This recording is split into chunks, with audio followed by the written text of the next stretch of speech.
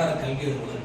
அவர் இதுவரைக்கும் கல்வித்துறையில் ₹1 கூட ஆசைப்பட கிடையாது. ஆசிரியர்களுக்கும் சரி மாணவர்களுக்கும் சரி செய்ய வேண்டிய விஷயங்களை செய்ய வேண்டிய நேரத்தில் சரியாக செய்யக்கூடிய ஒரு சமூக சிந்தனை உடைய நபர் எங்களுடைய பிஇஓ வட்டார கல்வி அலுவலர் திரு நாராயணசாமி அவர்கள். அவர்கள் இந்த நேரத்தில் இந்த கூட்டத்துக்கு வந்திருக்கிறது உண்மையிலே சால சிறந்தது. குழந்தைகளுடைய பாதுகாப்பை தேடக்கூடிய ஒரு சரியான நபரை இந்த கூட்டத்தில் கலைந்திருந்தமைக்கு உண்மையிலே நன்றியை தெரிவித்துக் கொண்டு வாழ்த்துக்களை தெரிவித்துக் கொள்கின்றேன். இந்த நேரத்தில் குழந்தைகளுடைய பாதுகாப்பு என்பது மிக மிக அவசியமான ஒன்று.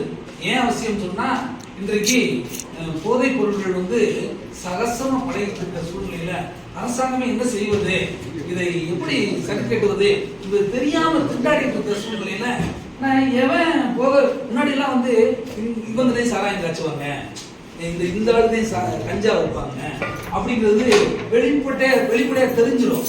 சரிங்களா? ஏன்னா கரெக்டா அவங்க மட்டும் கேப்சர் பண்ணா போதும். ஆனா இப்ப அப்படி இல்லை. யாரு என்ன யூஸ் பண்றா, எப்படிப்பட்ட போதைப் பொருளை யூஸ் பண்றாங்கிறது யாருமே தெரியல. லிக்விடா வந்திருக்கா தண்ணி கலவையா இழுத்தா போதுமா போதை வருது. இப்படி இருக்க சூழ்நிலையில இதனால மட்டும் குழந்தைகளுக்கு பாதுகாப்பு இல்லாம போறது இல்லை. அப்பா அம்மா சண்டை போட்டு பிரச்சனை வந்தாலே குழந்தைகளுக்கு பாதுகாப்பு தான்.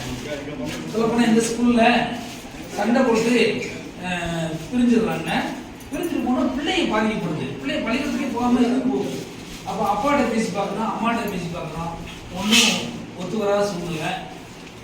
பிள்ளைகளை நான் அடையாளம் காட்டக்கூடாது இந்த இடத்துல இருந்தாலும் சொல்றேன். கோவிச்சுட்டு பிள்ளை கேட்கப்பட்டு போயிடுறாங்க.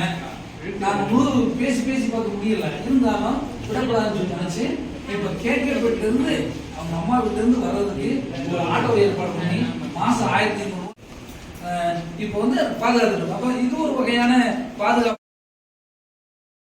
கண்காணிச்சுட்டே இருக்கோம் இந்த பிள்ளைகளா.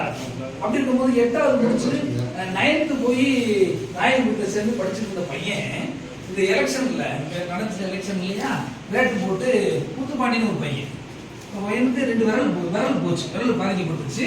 அந்த ஸ்கூலுக்கே போகாம அவன் ஸ்டாப் ஆயிட்டான். ஸ்கூலுக்கு போக முடியல. அந்த ஸ்கூல்ல வேண்டாம், வேற ஸ்கூலோட சேர்ந்துக்கப்பான்னு சொல்லிட்டாங்க. அப்போ பாளையம் ஹைஸ்கூல்ல போய் கேட்கறாங்க. கேட்டா அவன் எழுத முடியாது, விரலே பிடிக்க முடியாது, என்ன செய்யணும்னு சொல்லி இது பண்ணிட்டாங்க.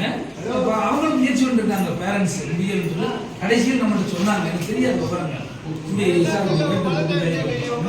உடனடியா நானு அந்த தலைமை ஆசிரியர் மேற்கொண்டு அதுக்கு நான் பொறுப்பு சார், எனக்கு முடியாது, வேற வரல எழுதுங்களா, அவனுக்கு முடிஞ்ச அளவு பயிற்சி கொடுப்போம்னு சொல்லி அவர் உடனே சேர்த்துட்டார். பாளையம் அரசு மேல்நிலை பள்ளி மாதிரி மேல்நிலை தலைமை ஆசிரியர் சேர்த்துட்டாரு. அவங்க ஸ்கூலுக்கு போயிட்டு இருக்காங்க.